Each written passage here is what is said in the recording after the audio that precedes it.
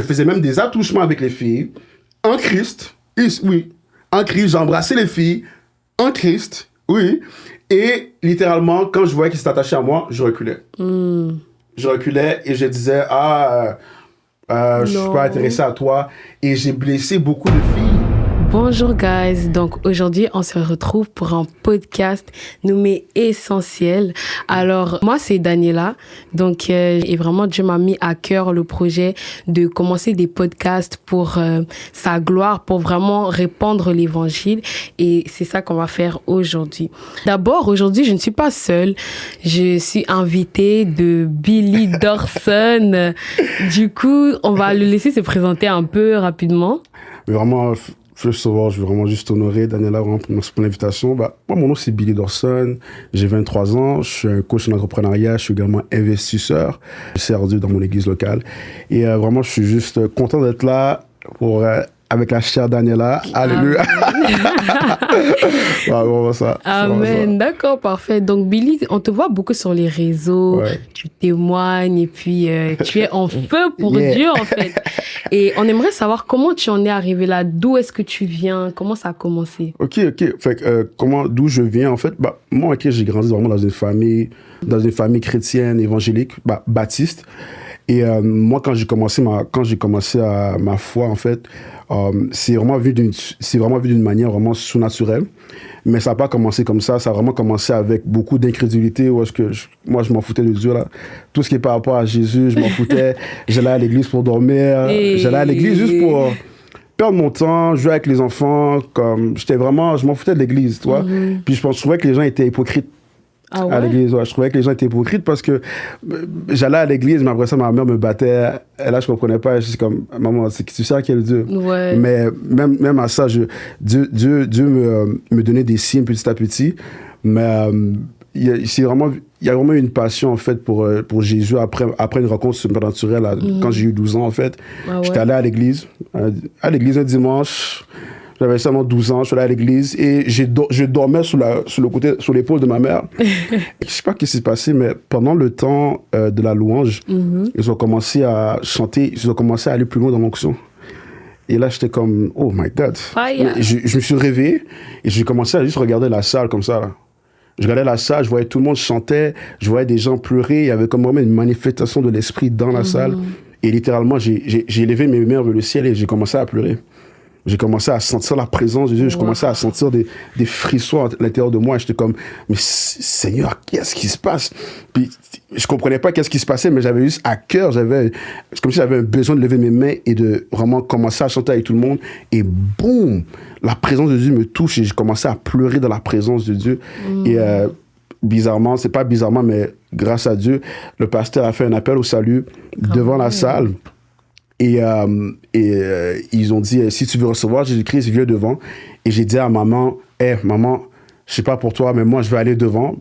Moi, je connaissais pas le salut, je connaissais pas les affaires de prière, de salut. Fait que moi, je savais pas. Moi, je savais juste que ma mère allait à l'église, mais j'avais aucune idée de ça. Fait que j'ai dit à ma mère, maman, moi, je sais pas qu'est-ce qui se passe pour toi, mais je vais aller devant. Je sens que je dois aller devant. Je dois donner ma vie à Jésus. Et je suis allé devant, j'ai donné ma vie à Jésus-Christ à 12 ans.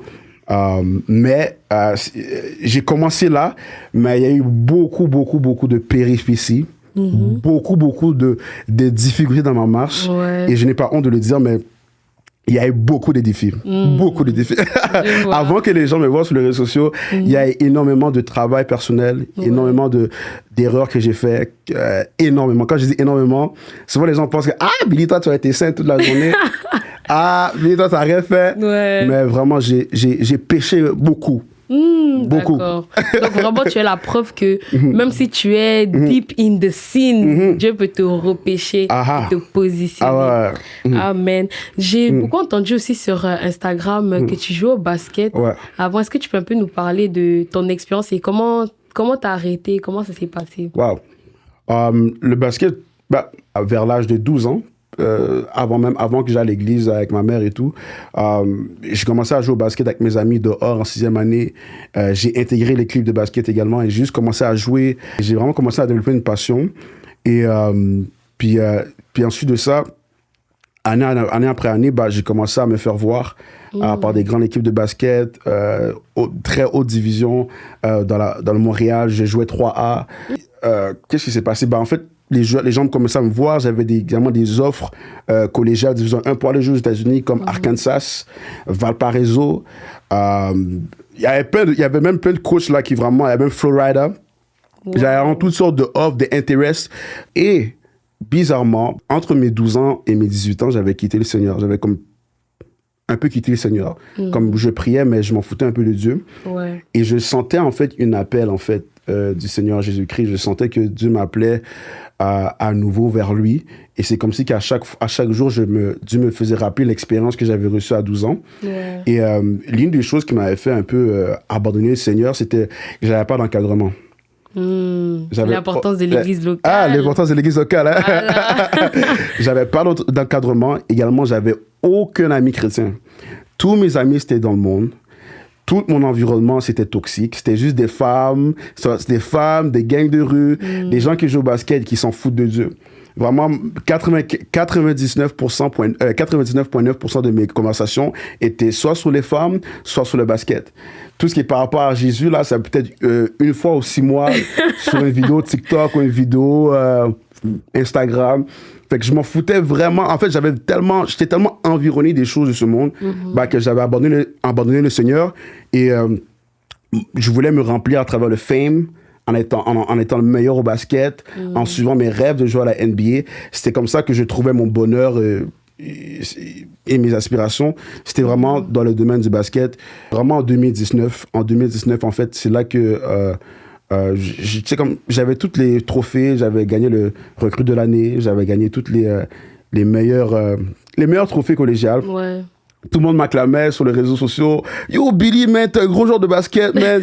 Yo, he's the best player in Montreal. Mais tout le monde m'acclamait. Hey, Billy. Mais je voyais que ça me remplissait pas.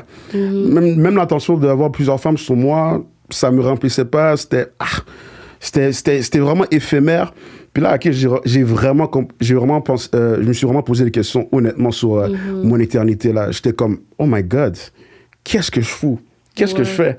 Malgré que j'ai toute cette attention-là, malgré que toutes les femmes sont autour de moi, malgré que tout le monde m'acclame pour mon basket, je me pose des questions encore sur l'existence de Jésus. Je me pose des questions sur, oh my God, si je meurs, où je vais? Ouais. You know, je me demande vraiment où je vais. Et puis suite à ça, j'ai commencé à prier petit à petit. Hein.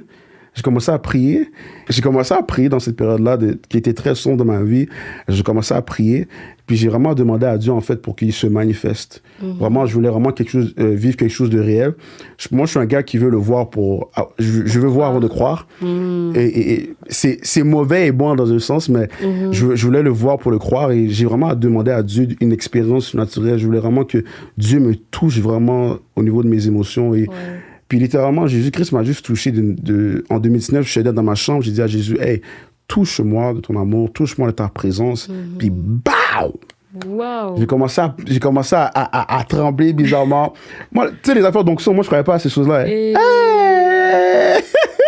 Tout ce qui est par rapport à le Saint-Esprit, le parler en langue, moi, j'avais déjà entendu parler de ça, mais je ne croyais pas à ces choses-là. Moi, à chaque fois que je voyais quelqu'un parler en langue, je fermais la télévision. Ok. Je fermais la télévision. Waouh! T'as attrapé, là. Ouais. Je fermais la télévision parce que moi, j'étais comme, c'est quoi ces affaires de bêtises là, prière en langue, je comprenais pas ces choses-là. Fait que moi, je n'étais pas vraiment dans ces affaires-là, mais petit à petit, pendant que je connaissais Dieu, je voyais des vidéos, j'apprenais et tout.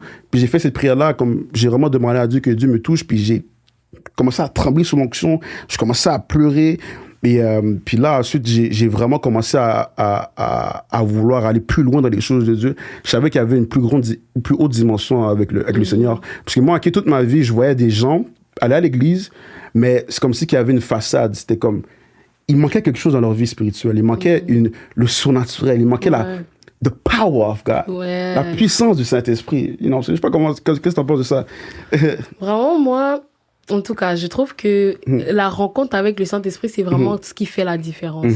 Parce que souvent, on va aller à l'église, on donne notre vie à Christ, mais on n'a pas encore réellement rencontré le Saint-Esprit. Et c'est cette rencontre. Cette rencontre, tu ressors de là embrasé. Embrasé. Voilà. Bon, quand tu dis embrasé, c'est vraiment embrasé parce que pendant que je cherchais Dieu, puis que j'avais vraiment un désir d'être touché par Dieu, et que lorsque j'avais reçu mon expérience, ok, bah, j'ai commencé à m'ouvrir en fait aux choses de l'esprit, surtout concernant la prière en langue. Surtout concernant la prière en langue. Et j'en parle parce que le fait que tu m'as demandé pourquoi on va sur les réseaux sociaux, c'est grandement à cause de ce type de prière-là que je te parle. Je suis allé à une conférence, ok, je suis allé à l'église, j'allais à l'église tout seul, sans mes parents, sans mes frères et sœurs. C'était moi tout seul qui va à l'église. Je finissais une pratique de basket. Je suis allé à l'église. Il y avait une conférence que j'ai vue sur les réseaux sociaux. Et je suis allé à la conférence. Et moi, ok, j'avais un désir. Mon désir, c'est quoi? C'est quoi? Je veux prier en langue, Seigneur. Amen. Aïe, aïe, aïe. J'avais les choses que j'avais expérimentées dans ma chambre, des frissons, tout ça, même mon corps tremblait. J'ai commencé à lire la Bible par rapport à ces choses-là, aux manifestations de l'esprit. Et vraiment, j'étais vraiment rendu ouvert à ces choses-là. J'étais vraiment ouvert à ce que le Saint-Esprit fasse partie de ma vie. Et je savais que la prière en langue était vraie après cette expérience-là, parce que c'était hors de l'ordinaire, en fait, la prière en langue à la base. Alors, j'ai voulu chercher ça. Et je suis allé à une conférence. Et dans cette conférence-là, à la fin de la conférence, il y avait une petite madame de 5 pieds 6. Une vieille madame qui vient des États-Unis de 5 pieds 6. Elle vient me voir. Et là, OK, moi, j'ai les mains dans les airs parce que le pasteur disait, levez les mains vers le ciel. OK? Et là, OK, je suis devant. Puis là, la petite madame de 5 pieds 6 vient me voir et elle me dit, hey, jeune homme, ferme tes yeux. Parce que je la regardais comme ça. Parce que je ne savais pas à quoi m'attendre. Je la regardais comme ça quand elle est venue devant moi. Et là, elle me dit, hey, jeune homme, n'aie pas peur, ferme tes yeux. Et là, OK, elle commence à prier. Oh, Saint-Esprit, remplis-le, remplis-le. Et là, après ça, elle met sa main sur ma tête. Et là, je suis comme, hein? Pourquoi elle met sa main sur ma tête? Puis là, OK, elle me dit encore, n'aie pas peur. Fais confiance à Dieu, fais confiance à Dieu. Et là, OK, tout de coup, pendant qu'elle met sa main sur sa tête et je ferme mes yeux, et j'ai vraiment eu l'expectation que Dieu allait me toucher, elle me dit, reçois le baptême du Saint-Esprit. Puis, BAO! Je commence à prier en langue très fort dans la salle. Et quand j'ouvre les yeux, le culte est terminé. Je suis le seul dans le culte qui est resté jusqu'à la fin. Et tout le monde est parti, tout le monde mange. Et moi, je suis encore là comme ça. Amen. Je suis comme, oh my God, what is going on? Et là, même mon ventre, je sens une chaleur dans mon ventre. Et là, je suis comme, oh my God. Je lui dis, tantôt, tu as parlé d'embrasser là. Ouais. Après cette journée-là, je voulais évangéliser à tout le monde. Amen. Hey, je voulais parler de Jésus à tout le monde, à toute ma communauté, à tous mes amis non chrétiens, à toutes les femmes avec qui j'entretenais. Je voulais parler de Jésus à tout le monde, littéralement. Et c'est ça qui s'est passé. Je suis allé parler de Jésus à tout le monde. Daniela, quand je dis j'étais fou. Quand je dis embrasé. Comme Paul, quoi. Comme Paul. Voilà. Jusqu'aujourd'hui, je suis encore embrasé. Et ça ne finira pas. Mais c'est commencé par cette expérience du baptême de l'esprit que là, j'ai vu que, oh my God, il y a vraiment plus dans la vie chrétienne. Ouais. Wow. Il y a vraiment plus dans la vie chrétienne. Je vois. Tantôt, tu as parlé, je vais rebondir sur le point, tu disais que toi, tu aimais beaucoup les femmes et tout. Quand justement tu as donné ta vie à Christ et que tu étais embrasé, comme tu as dit, comment est-ce que tu as fait avec ça, en fait? Wow. Avec les femmes? Ouais. Après que j'étais embrasé? Ouais. Oh, même là, c'était un combat, hein. Je parle à mes gars, mes frères. Non, c'était vraiment un combat. C'est pas parce que tu es embrasé que tu as nécessairement la sagesse. Ça, c'est une chose que j'ai compris. Tu peux être très zélé, mais si ton zèle n'est pas canalisé à travers un bon encadrement, à travers une bonne église locale, bah, tu vas faire beaucoup d'erreurs. Et moi, j'étais un gars qui n'avait pas vraiment la révélation d'une église locale, qui veut dire que moi, je faisais les choses par moi-même, par ma propre conviction, qui a fait en sorte qu'avec les filles, j'ai foiré. Explique-nous. Et comment je peux l'expliquer? C'est que, bah, toi, quand... Comment je pourrais dire ça? En fait, j'étais tellement un gars qui flirtait avec les filles. Je faisais en sorte que les filles soient attachées à moi, après je les quittais. Aïe, aïe, aïe. En Christ. Aïe, aïe, aïe. En Christ, hein. Zélé, hein. J'ai pris en langue, hein. Littéralement. Je flirte avec les filles. Je faisais même des attouchements avec les filles. En Christ. Oui. En Christ, j'embrassais les filles. En Christ. Oui. Et littéralement, quand je voyais qu'il s'était attaché à moi, je reculais. Je reculais et je disais, je suis pas intéressé à toi. Et j'ai blessé beaucoup de filles. En fait, ça a amené à beaucoup de filles à avoir des blessures intérieures. Et puis moi, dans ce temps-là, je savais même pas que c'était mauvais. Je savais même pas que c'était mauvais parce que j'ai grandi comme ça, en fait, en jouant avec les filles tout le temps. Et même, je pense que c'était également lié à la pornographie aussi également. Et même après que j'étais zélé, que j'ai vécu ces expériences-là, j'étais encore addict, lié en fait à des dépendances comme la pornographie, tout ce qui est par rapport à la sexualité, les attouchements sexuels avec les filles. J'étais encore dans ça, même après avoir été embrasé par le Seigneur, même après avoir eu cette expérience-là, j'avais encore ces liens en fait que j'avais. J'étais vraiment... comment on peut dire ça, les gars qui jouent avec les filles, comment on appelle ça dans notre génération? Les players, tu vois. Un player, j'utilisais ça pour moi et vraiment juste pour jouer avec les filles, pour les blesser. Des fois, je voulais vraiment réellement les connaître, mais je le faisais très très mal, avec beaucoup de manque de sagesse. Et j'étais un gars très très direct. Et moi, je n'étais pas habitué à l'église. Moi, je disais aux filles comme ça, « Ah, t'es trop belle! Oh my God! » Oui. Wow. J'arrivais comme ça à l'église, comme ça, je pouvais dire à quelqu'un, hey, t'es trop belle, t'es magnifique. Puis là, je commence à la chat, je commence à la parler à l'église. Wow. À l'église. Devant les responsables. Hey! Moi, à l'église, on a cru que j'étais... Les AP t'ont pas attrapé. Je te dis, mais avant, j'étais pas très consistant à l'église, fait que j'allais pas tout le temps. Mais quand j'avais l'occasion, je manquais beaucoup de sagesse. Ouais. Beaucoup de sagesse. Et ça m'a pris du temps. Hein. Je dis pas que ce système de pensée a pris du temps à être enlevé parce que j'ai grandi toute ma vie, en fait, dans ce genre d'atmosphère où c'était les femmes ou le basket. Fait que oui, je suivais Dieu, oui, j'étais consacré, mais j'avais un très grand manque de sagesse par rapport à ce niveau-là. Et j'ai fait beaucoup d'erreurs.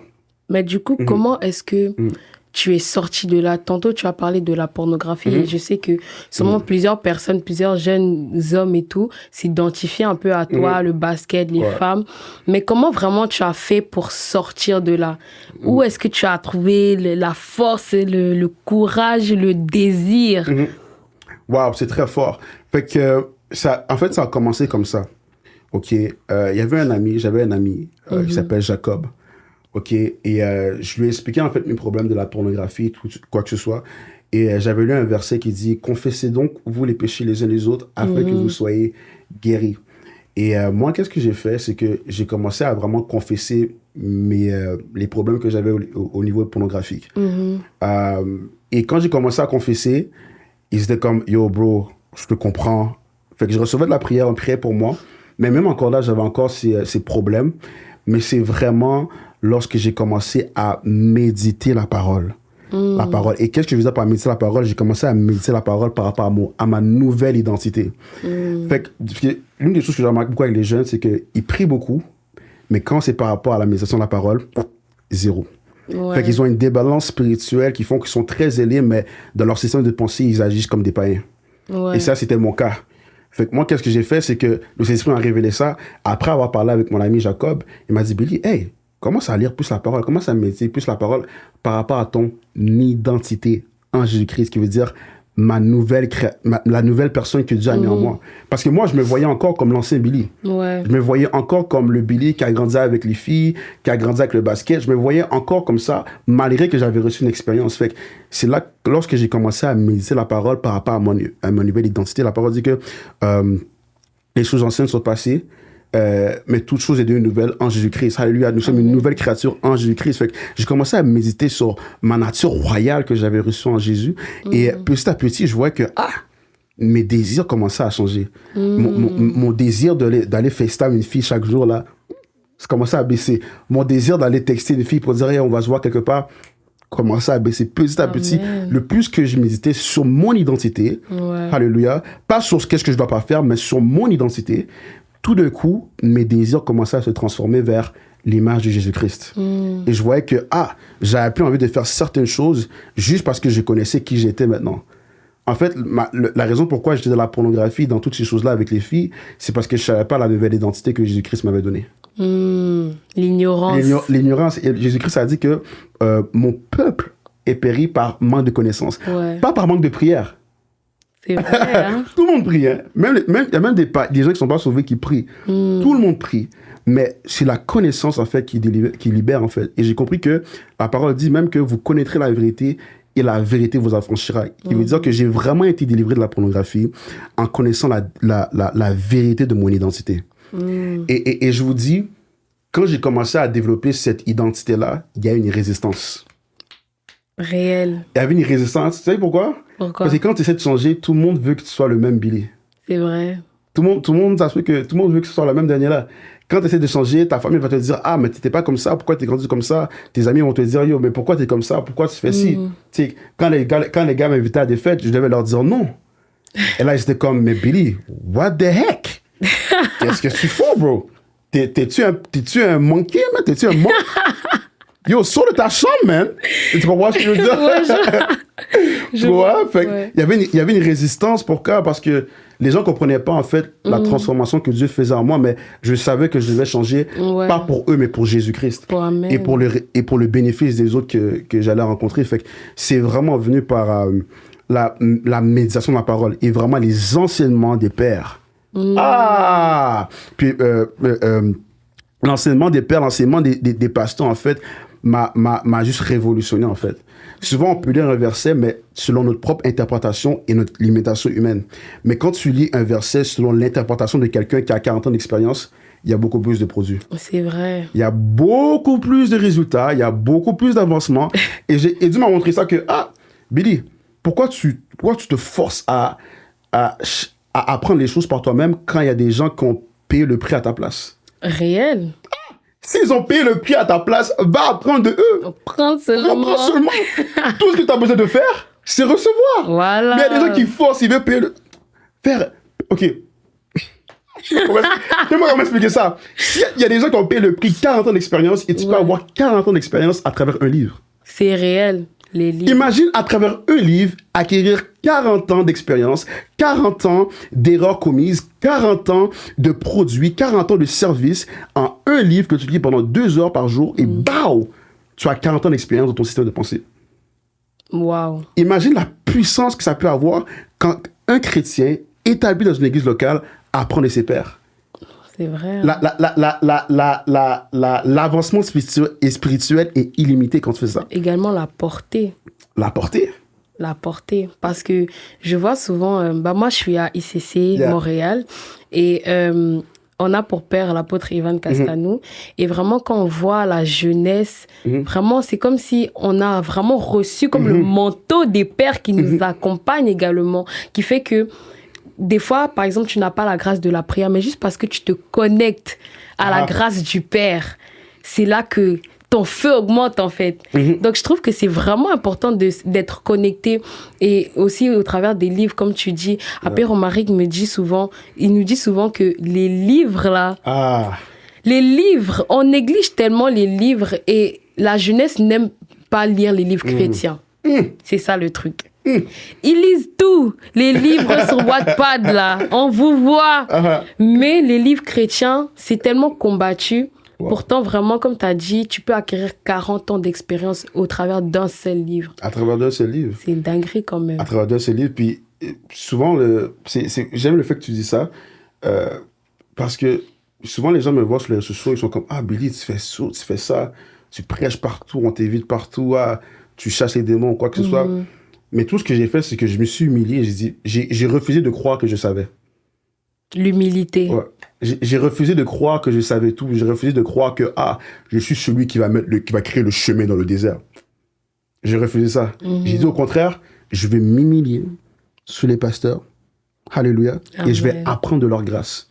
Amen. Je vais apprendre de tout ce qu'ils ont appris, toutes les choses qu'ils ont remarquées, toutes les choses qu'ils ont vues dans l'église. Eux, ils ont vu des gens rentrer dans l'église et partir.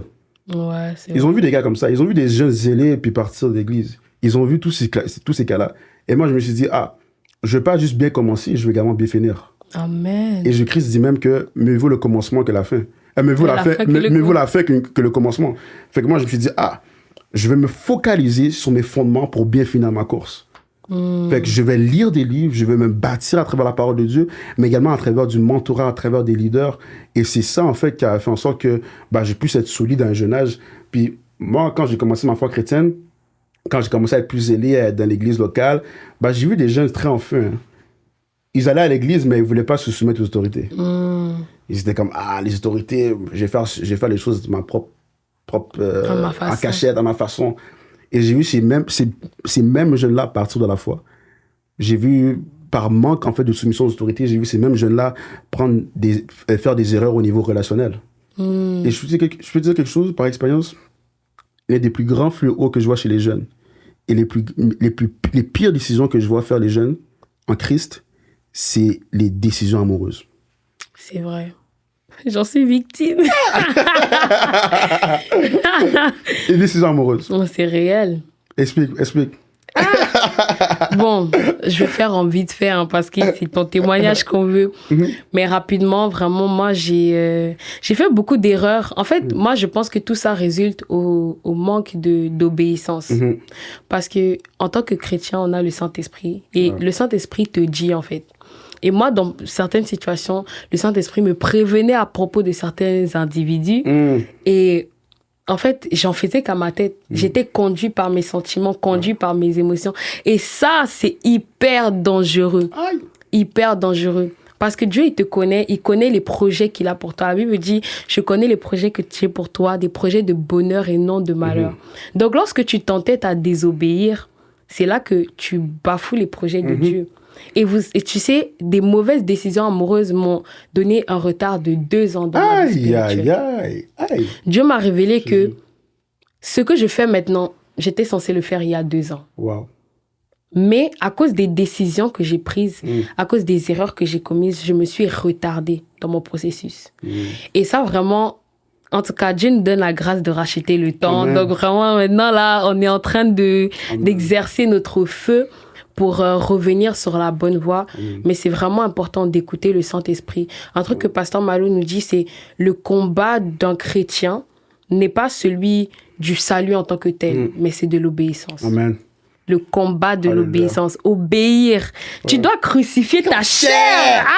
Pour obéir, en fait. Tu dois accepter de dire, non, aujourd'hui, là, je sais que je veux ça, mais parce que Dieu m'a dit non, je me plie. Je me plie. Il y aura des larmes. C'est vrai. Quand on crucifie la chair au niveau des relations amoureuses, il y aura des larmes. Mes frères, tu vas pleurer. Tu vas pleurer. Il faut dire. Tu vas pleurer. Si moi j'ai pleuré là, moi avec un cœur de pierre, tu vas pleurer. Je te dis, et c'est exactement ça, Daniela, il faut crucifier la chair, puis des fois c'est pas facile, mais mieux vaut la volonté de Dieu que notre propre volonté. C'est vrai. C'est vrai. Et surtout, quand tu penses que tes voix sont bien et tout, là quand tu vois le outcome, tu te dis, si j'avais obéi, j'aurais pas eu tous ces problèmes. J'aurais pas eu toutes ces choses-là, toutes ces expérimentations. Mais vraiment, waouh, gloire à Dieu. J'aurais une dernière question pour toi aussi. Je vois que vraiment, comme tu disais, tu t'es embrasé, tu évangélises sur les réseaux, tout ça. Comment est-ce que tu fais pour garder le feu? Et sûrement aussi, c'est sûr que sûrement des femmes t'approchent quand même, comme vu que tu es quand même exposé. Comment tu fais pour rester focus? Garder le feu constant, en fait. Waouh. C'est une très bonne question. Cette question-là ça me jaillit. Vraiment, je suis heureux. Non, mais pour garder le feu, une chose que j'ai compris, c'est que je dois protéger. La parole dit dans Proverbe 4:23, garde ton cœur plus que toute autre chose. Il n'a pas dit garde ta vie de prière. Il a dit garde ton cœur plus que toute autre chose. Si tu gardes ton cœur plus que toute autre chose, ta vie de prière va te protéger. Si tu gardes ton cœur plus que toute autre chose, ta relation avec Dieu va être protégée également. Et moi, ce que j'ai fait, et même je l'ai appris à de Pasteur Yvan, dans une conférence en 2020, si je ne me trompe pas, en 2020, il a dit, il a prêché toute une conférence sur Proverbe 4:23 qui dit « Garde ton cœur plus que toute autre chose ». Alors moi, j'ai décidé de garder mon cœur plus que toute autre chose, qui veut dire que j'ai pris la décision également de protéger mon environnement, de protéger mon atmosphère. Qui veut dire, pour garder le feu, j'ai dû faire des actions qui allaient protéger mon atmosphère, qui allaient protéger mon cœur. Comme quoi? Comme quoi? Couper Instagram. Waouh. couper Snapchat, Waouh. couper TikTok, Waouh. couper tout ce qui est par rapport aux réseaux sociaux. Je me rappelle, lorsque j'ai voulu vraiment aller très profond avec le Seigneur, lorsque j'étais vraiment établi, bah, j'ai fait 1 an sans les réseaux sociaux. 1 an. 1 an sans les réseaux sociaux, même 1 an et demi. Wow. J'avais pas d'Instagram, pas de TikTok, pas de Messenger, pas de Facebook, pas de Twitter. J'avais tout enlevé. Tu faisais quoi du coup? J'étais consacré. Fait que j'étais là, qu'est-ce que je faisais, c'est que bah, je priais énormément et j'écoutais des enseignements. Ma vie se résumait à ça. L'école, travail, enseignement, prière. École, travail, enseignement, prière. Amen. Et surnaturellement, ma vie chrétienne avait fait un x10.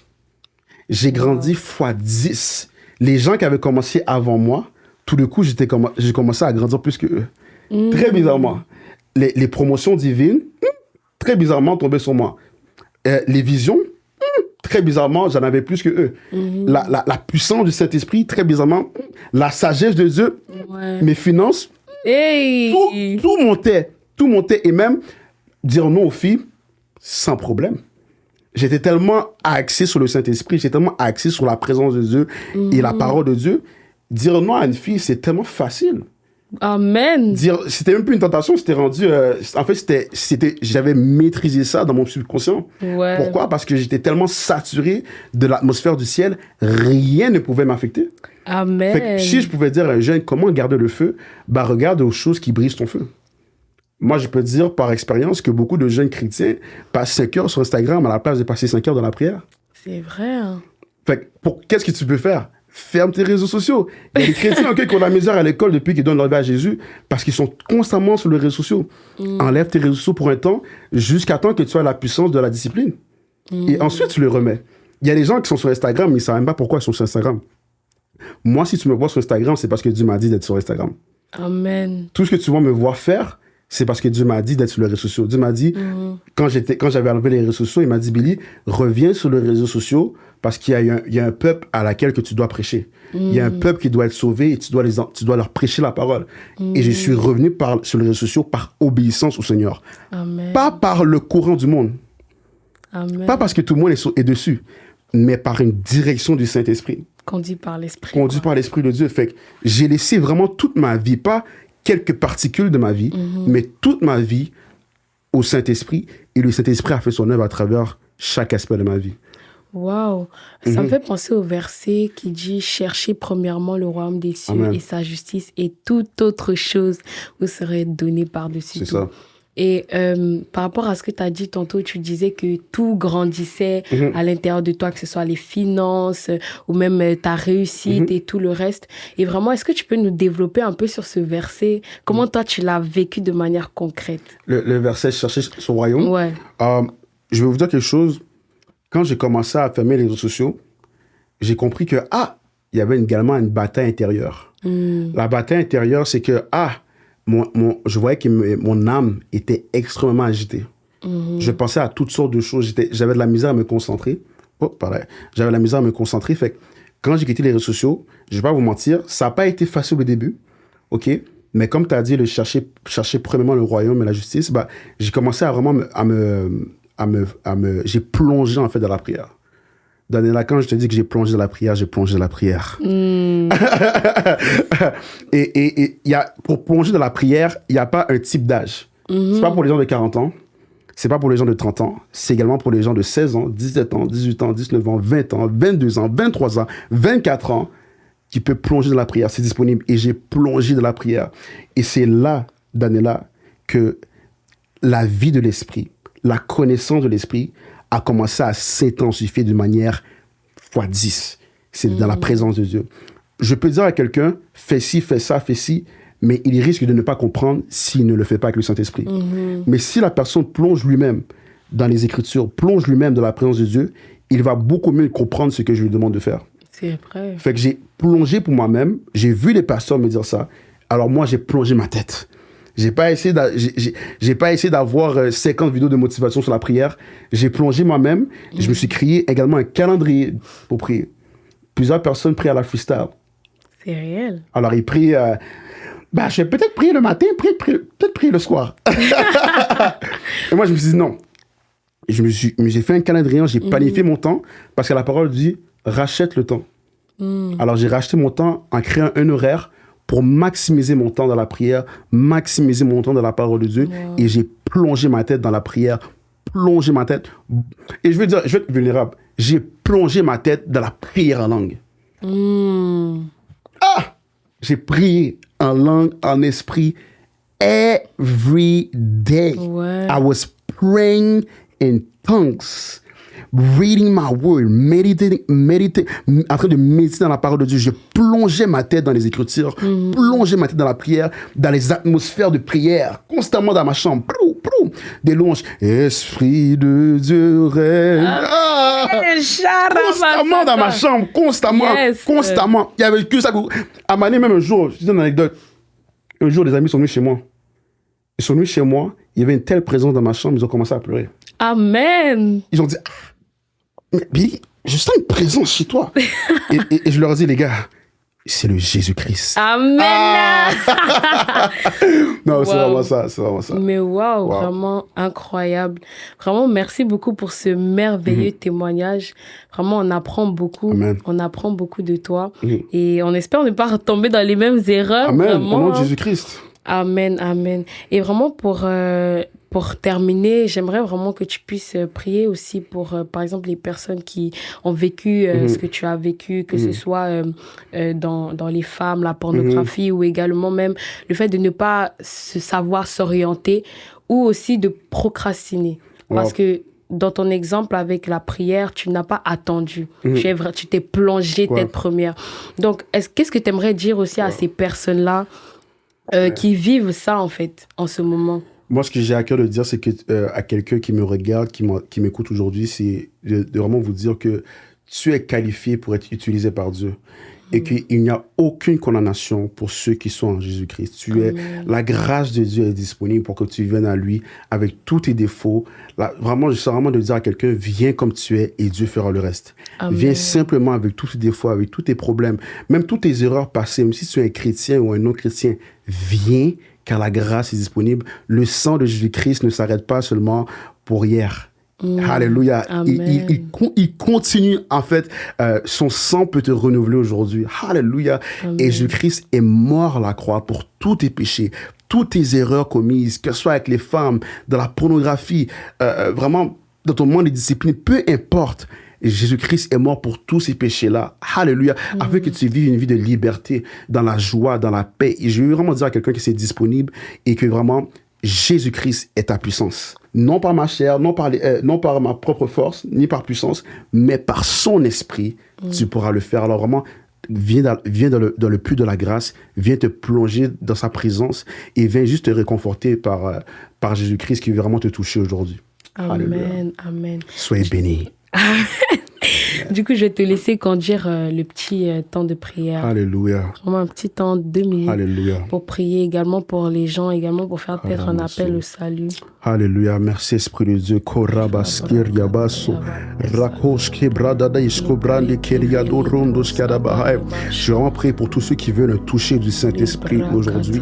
Marakoske brande lebroske yada. Saint-Esprit de Dieu, je prie que ta présence maintenant localise tous ceux et celles qui sont connectés au son de ma voix. Je prie que ta puissance y localise maintenant. Père, je prie maintenant que tu les remplisses de la tête aux pieds, que tous ceux ici qui veulent recevoir la même expérience que j'ai reçue en 2019 à travers le baptême du Saint-Esprit, je prie maintenant, Saint-Esprit de Dieu, que tu te déverses sur eux maintenant comme un vent impétueux. Alléluia, que le vent du Saint-Esprit vous localise maintenant. Soyez remplis de la tête aux pieds. In the name of Jesus, Karabasoriada, soyez remplis maintenant au nom de Jésus-Christ. Marako seriada brandis koria baba shaya keria baba baba. Et tous ceux qui veulent donner leur vie à Jésus-Christ, alléluia, juste répétez après moi. Marako sata. Dis Jésus, alléluia, je te fais de toi comme Seigneur et Sauveur. Je te demande pardon pour tous mes péchés, Seigneur.